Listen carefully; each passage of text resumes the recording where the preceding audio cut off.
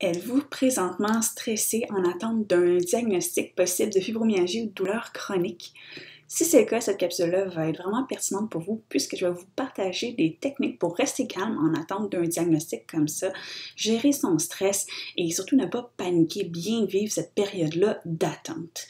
Personnellement, je me souviens, avant d'avoir mon diagnostic en fait de fibromyalgie, il y a plus de 15 ans que ça, j'ai passé par le processus éliminatoire où on fait plein de tests, on regarde plein de possibilités. Est-ce que c'est de l'arthrite juvénile? Dans mon cas, j'étais enfant.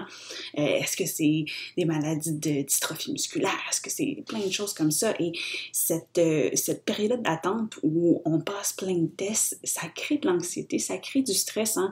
Une perte de contrôle, de ne pas savoir ce qui nous arrive, de ne pas savoir ce qu'on a, à quel degré ça va être difficile notre vie, hein. On s'entend, il y a certains diagnostics qui amènent plus de complications que d'autres. Et avec le yoga, avec la méditation et d'autres petits trucs comme ça, on peut quand même bien vivre cette période-là, ne pas la laisser trop affecter notre vie. Et c'est ce que je vais vous partager dans cette capsule.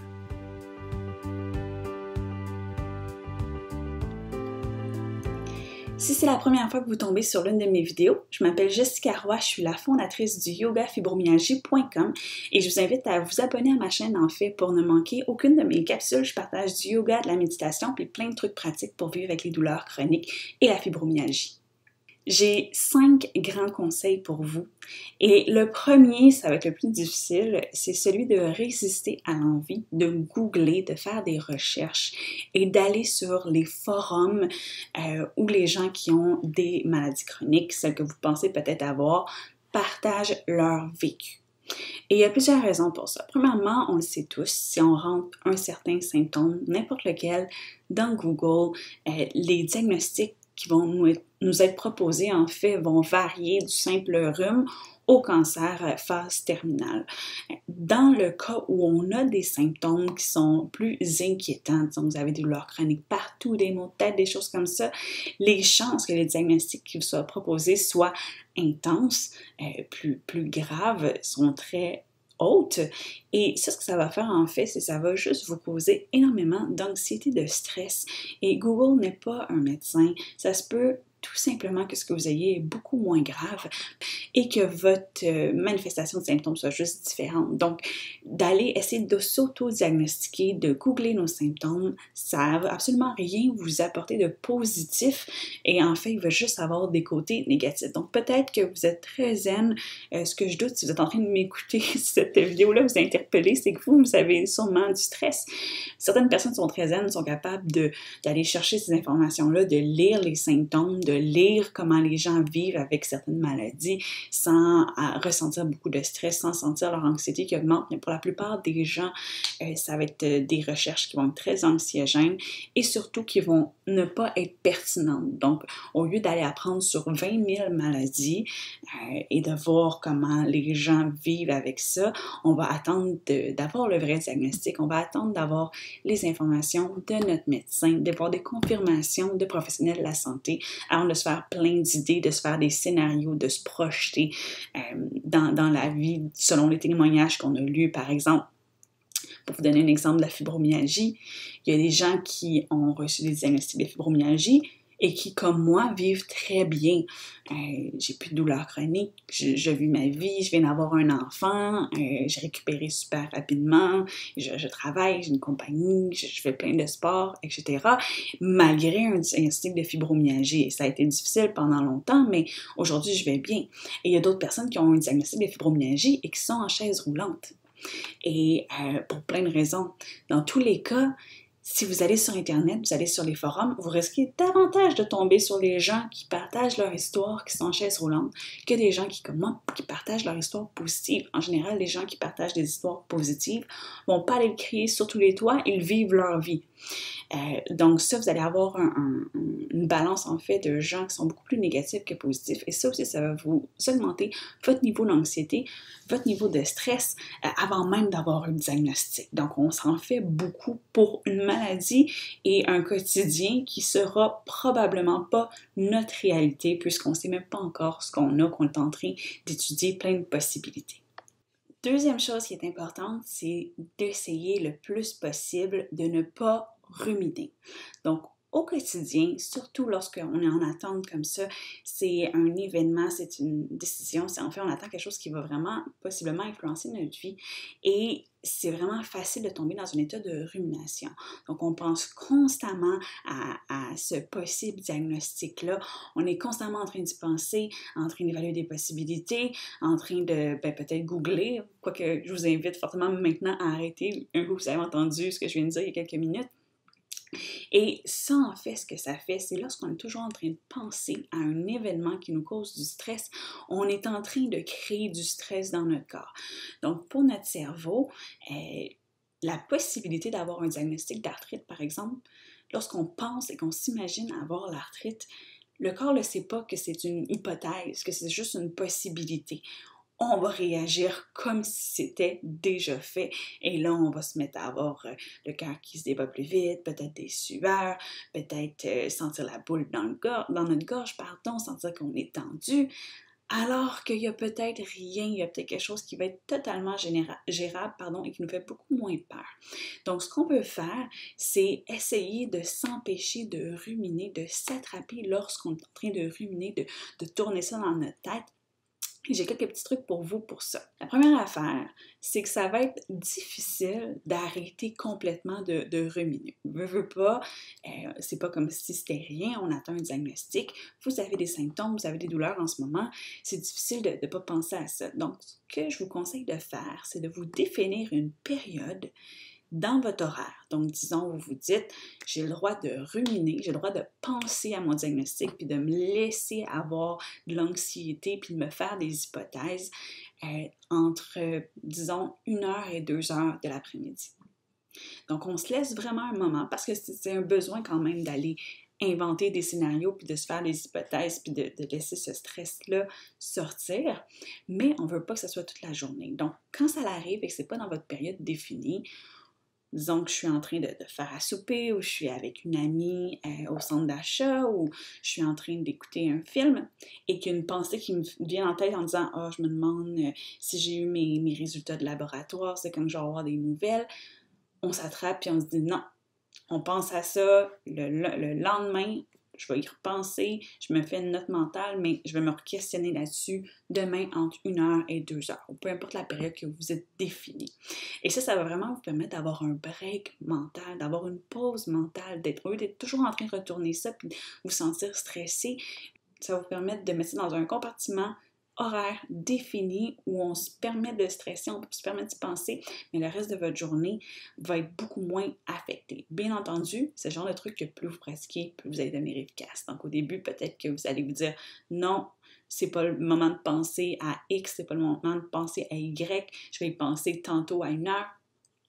Eh bien, à force de faire cet exercice-là mental, vous allez devenir vraiment meilleur, votre concentration va s'améliorer et vous allez être capable de faire davantage abstraction de ces pensées-là et de les repousser à plus tard au lieu de juste vivre constamment dans cette anxiété-là avec ces pensées-là qui vous viennent toujours en tête. La méditation, bien entendu, va aider pour ça. De pratiquer la méditation, ça développe votre capacité de concentration et ça va vous aider à faire cet exercice-là. Le genre de méditation que vous pouvez faire tout simple, c'est tout simplement focusser sur votre souffle. Donc, on peut fermer les yeux ou pas, on peut s'asseoir, on peut se coucher, on peut le faire en marchant. J'ai une pratique très libérée de la méditation. Donc, la position qui est confortable pour vous, surtout avec des douleurs chroniques. Et tout ce que vous avez à faire, c'est vous concentrer sur l'air qui rentre dans votre corps et qui ressort de votre corps. On ne change pas la respiration, on ne cherche pas à l'allonger, à l'arrêter. On fait juste ressentir l'air qui rentre à l'intérieur du corps, l'air qui ressort du corps. Est-ce que vous le sentez au niveau de votre nez, de votre bouche, de votre gorge, de votre poitrine ou de votre abdomen? Où vous le sentez, c'est parfait. Et pendant quelques minutes, on fait juste observer le souffle. Vous allez sûrement partir dans vos pensées 20 000 fois au début, c'est correct. À chaque fois qu'on est parti dans notre pensée, on fait juste revenir à notre souffle, à essayer de ressentir du mieux qu'on peut. Et juste de pratiquer ça quelques minutes, ça va vraiment vous aider à développer votre capacité de concentration et par le fait même, vous aider à moins ruminer, du moins être capable de dire « bon, mais je vais ruminer dans ma période de temps définie et plus laisser ces pensées-là anxiogènes m'envahir à tout moment de la journée ». Deuxième petit truc pour s'empêcher de ruminer, c'est le plus possible de se distraire. Donc, continuez de voir vos amis, continuez de faire vos hobbies, continuez de vivre votre vie comme vous le faites en ce moment. Donc, beaucoup de distractions. Des fois, quand ça rejoint en fait le conseil 3 qui est de ne pas s'isoler quand on vit des périodes stressantes, quand on est en douleur, on a ce genre de symptômes-là et qu'en plus on est en attente d'un diagnostic. Soit on a tendance à moins vouloir sortir, moins vouloir voir les amis, voir la famille, voir nos enfants ou voir nos parents et on va avoir tendance à vouloir rester à la maison, peut-être filer, se sentir en fait un peu moins joyeux, joyeuse. Essayez le plus possible de poursuivre votre vie comme vous le faisiez, de ne pas s'isoler, de vous distraire. Ça va vraiment vous aider encore une fois à ne pas être dans cette boucle-là rétroactive où on pense à notre possible diagnostic, on pense à comment notre vie va peut-être changer, on a entendu des histoires d'horreur, puis là on se projette là-dedans, puis on fait juste se stresser davantage, alors qu'en ce moment on est dans le néant et peut-être qu'il n'y a rien encore une fois, ou c'est quelque chose qu'on va très bien gérer et qui va avoir une solution simple. Troisième truc, c'est d'avoir un mantra ou une méditation. Donc, les mantras et méditations, c'est vraiment juste des phrases qui vont nous permettre de s'ancrer et de se calmer lorsqu'on sent que l'anxiété monte, encore une fois, ou qu'on est en train de penser à notre possible diagnostic. Un des mantras que j'aime bien dans ce genre de situation-là, c'est tout va finir par passer, ou tout finit par passer, ou ça aussi ça va passer si en ce moment, par exemple, on est en train de vivre une crise de panique. Et on fait juste se répéter, ça aussi ça va passer, ça aussi ça va passer, ça va passer, ça va passer, tout passe. Et ce mantra-là, en fait, ce que ça veut dire, c'est que autant votre inconfort en ce moment que votre possible diagnostic, la vie change constamment, parfois pour le mieux, parfois pour quelque chose de moins agréable, mais dans tous les cas, ça va toujours varier comme ça, d'aller de mieux en mieux et des fois on vit des déceptions, des fois on vit des épreuves, mais ça c'est la vie. Et de se rappeler que tout va passer, que ça aussi ça va passer, que tout change, ça va juste vous aider à faire un peu la paix avec ce que vous vivez en ce moment, qui est bien entendu une période d'attente qui crée de l'anxiété, qui nous crée du stress. Donc, répétez votre mantra. Vous pouvez aussi faire la méditation que je vous ai parlé il y a quelques minutes, de juste se concentrer sur notre souffle. Ce genre de truc-là va vraiment vous aider à diminuer l'anxiété. Donc, on sait que la méditation, je vous l'ai proposée en vous disant que ça allait vous aider à vous augmenter votre capacité de concentration. Oui, mais aussi de se concentrer sur la respiration. Ça aide vraiment à diminuer le stress, favoriser la détente, favoriser la relaxation, ce qui va vous aider tant dans votre situation actuelle où on essaie de gérer le stress face à ce diagnostic-là, mais ça va aider aussi au niveau des douleurs chroniques. Plus on est stressé, plus notre perception de la douleur va être élevée, plus on est détendu, plus on est calme, plus on est serein, moins la douleur va sembler envahissante. Donc ça aussi, ça va vous aider dans votre gestion des symptômes, être capable d'un peu mieux dormir, capable de moins sentir les douleurs, donc de faire un peu plus d'activité, puis de ne pas se laisser envahir en fait par ces symptômes-là et cette anxiété-là. Dernière petite chose au niveau de la méditation, vous n'avez pas besoin d'être bon pour que ce soit efficace. Souvent, en fait tout le temps quand on commence, c'est difficile de méditer. Même si ça semble tout simple, on fait juste ressentir notre souffle, c'est très difficile. On essaie de calmer le cerveau, puis notre cerveau veut juste penser à 1000 choses. Et souvent, on a l'impression, juste parce que la façon que notre mode de vie fonctionne en général, puis tout le reste des choses, si on est à l'école ou quoi que ce soit, on a cette idée-là que si on n'est pas bon, on ne réussit pas à faire l'exercice, on n'aura pas de résultat. Et dans le cas de la méditation, c'est pas le cas du tout.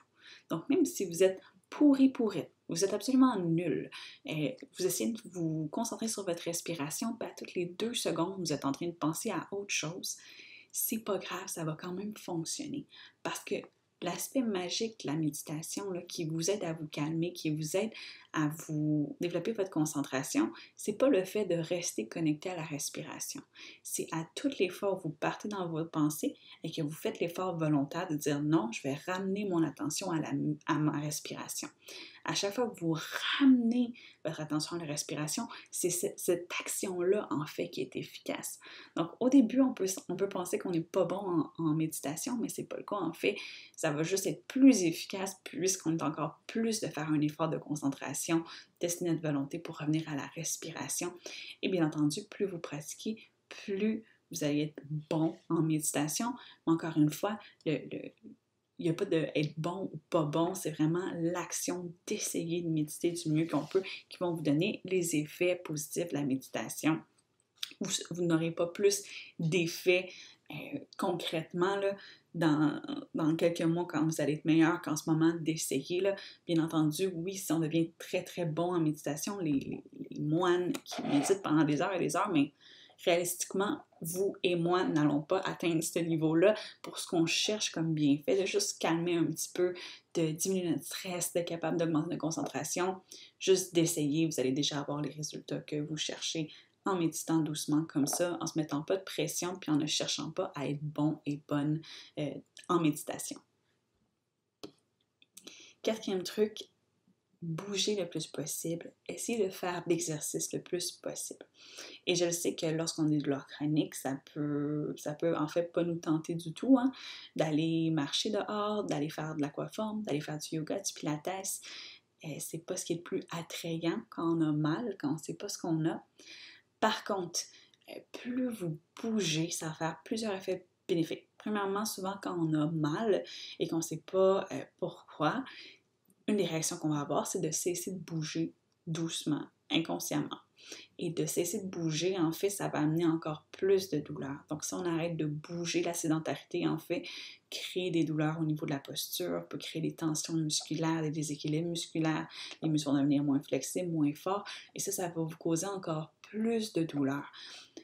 Avec les gens avec qui je travaille, qui ont des douleurs chroniques, plusieurs de leurs douleurs sont causées par le diagnostic qu'ils ont eu, mais plusieurs des douleurs sont causées par l'immobilité, la sédentarité suite aux premières douleurs qui sont apparues, en fait. Et vous, si vous êtes en attente, en fait, là, c'est que vous n'avez peut-être pas encore rentré dans ce cycle de sédentarité-là. Donc, c'est le temps de ne pas rentrer dans ce cycle de sédentarité-là et d'essayer le plus possible de poursuivre vos activités. Donc, continuez d'être active. Si vous faites du sport, poursuivez. Et si vous n'en faites pas, il y a plein de sports adaptés que vous pouvez faire. Vous pouvez aller sur mon site yogafibromyalgie.com. J'ai beaucoup de yoga adapté, du yoga sur chaise, du yoga debout, là, donc dépendamment de votre niveau, mais ça peut être une très bonne solution en fait pour bouger en douceur, pour justement ne pas créer davantage de douleur. Et aussi, bien entendu, le sport, l'exercice, ça va vous aider à diminuer votre stress. Donc, l'exercice qui aide à favoriser le sommeil, qui aide à sécréter des endorphines, ce qui va faire que vos douleurs vont être perçues comme moins intenses. L'exercice qui va juste vous faire sentir bien. Hein? On a les hormones du bonheur quand on bouge, qui vont souvent... Le fait d'être actif, ça va pousser à être dehors, à rencontrer des gens. Donc, tout ça, les effets positifs, ça va vraiment vous aider à gérer votre stress. Et dernier conseil, n'hésitez pas à aller chercher de l'aide professionnelle avec un psychologue, avec un thérapeute. Donc, il y a des gens qui sont là, qui sont formés pour vous aider à gérer cette anxiété-là. Avec la méditation, avec l'exercice, parler à quelqu'un, ça peut vraiment vous aider. Donc, informez-vous, des fois vos assurances vont couvrir. Il y a plein d'associations de maladies de douleurs chroniques qui offrent des psychologues, en fait, des accès à des séances avec un thérapeute financés par les associations. Donc, si vous n'avez pas d'assurance, si vous avez moins de moyens, ça peut vous aider à avoir accès à ce support-là. Mais n'hésitez vraiment pas à consulter, à vous informer, à appeler à vos associations locales, savoir quel service s'offre à vous, puisque attendre un diagnostic, c'est quelque chose qui est stressant, c'est quelque chose qui cause l'anxiété. Et si on peut s'aider nous-mêmes en méditant, comme je disais, en faisant quelques trucs, pourquoi pas aller chercher toute l'aide qu'on peut avoir. Donc, n'hésitez pas à consulter. C'est quelque chose que je recommande à tout le monde lorsqu'on a des douleurs chroniques, puisque c'est un changement de vie qui va se passer. C'est une épreuve de vie. Et pourquoi vivre ça tout seul quand il y a des gens qui sont là, encore une fois, qui sont formés pour vous aider. Donc, j'espère que mes trucs vous ont aidé à voir qu'il y a des solutions pour pas juste vivre avec ce stress-là, cette boule-là dans l'estomac, dans la gorge, si en ce moment vous attendez un diagnostic et que ça vous cause beaucoup d'anxiété. Si vous voulez d'autres trucs comme ça, je vous invite à vous abonner à ma chaîne encore une fois. Et aussi, j'ai un groupe Facebook privé qui s'appelle Maître de notre bien-être, où je partage plein de trucs pour justement être maître de notre bien-être.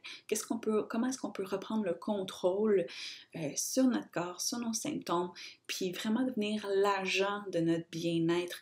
Donc, plus être juste victime, puis subir, mais vraiment être actif dans notre bien-être, en appliquant des moyens, en essayant de s'en sortir. Donc, si ça vous invite à joindre, si ça vous dit en fait de joindre ce groupe-là et d'avoir d'autres conseils, n'hésitez pas, le lien va être dans la description du vidéo en fait.